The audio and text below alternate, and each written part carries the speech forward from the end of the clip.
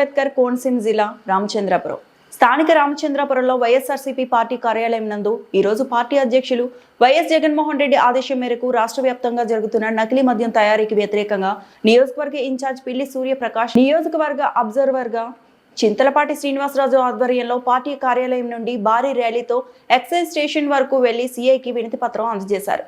ఈ కార్యక్రమంలో అధికార ప్రతినిధి పెమ్మిశెట్టి మురళి, రామచంద్రపురం మండలం ఎంపీపీ అంబటి భవానీ, మండల కన్వీనర్ పోలినాటి వరప్రసాద్, పెట్టా శ్రీనివాస్, పిల్లి కృష్ణమూర్తి, పట్టణ convener Gadam Shetty Sridhar, municipal councillor Pentapati Srinu, YSR party senior నాయకులు గుండు ముక్కల, దొరబాబు, శంకర్ రెడ్డి, పార్టీ కార్యకర్తలు, మున్సిపల్ కౌన్సిలర్లు, ఎంపీటీసీలు, జెడ్పీటీసీలు, సర్పంచులు ఈ కార్యక్రమంలో పాల్గొన్నారు. పాత్రికేయ మిత్రులందరికీ కూడా నా హృదయపూర్వక నమస్కారాలు తెలియజేసుకుంటూ, రాష్ట్రంలో ఇటీవల పట్టుబడినటువంటి నకిలీ మద్యం తయారీ సరఫరా గురించి ఈరోజు రామచంద్రపురం ఎక్సైజ్ కార్యాలయానికి వచ్చి సిఐ గారికి రిప్రజెంటేషన్ ఇవ్వడం జరిగింది.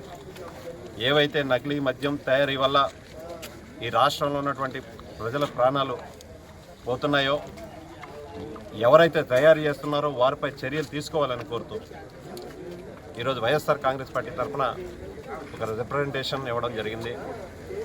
ఒకసారి చంద్రబాబు నాయుడు గారి పరిపాలన చూసుకుంటే ఎన్నికల ముందు ఆయన చెప్పేది ఒకటి, ఎన్నికలు అయిపోయిన తర్వాత చేసేది ఒకటి.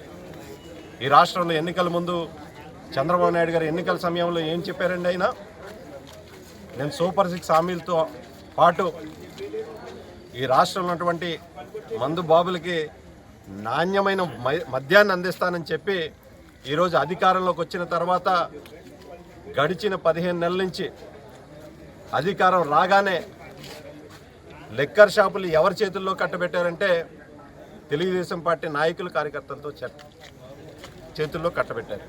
అంతటితో ఆగారంటే మరొక అడుగు ముందరికి వేసి ఎక్కడ పడితే అక్కడ బెల్ట్ షాపులు ఉన్న వేలల్లో పుట్టుకొచ్చి ఈ రాష్ట్రంలో గడిచిన 15 నెలల కాలం నుంచి అవి కూడా ఎవరు నిర్వహిస్తున్నారంటే తెలుగుదేశం పార్టీ నాయకులు కానీ కార్యకర్తలే నిర్వహిస్తున్నారు.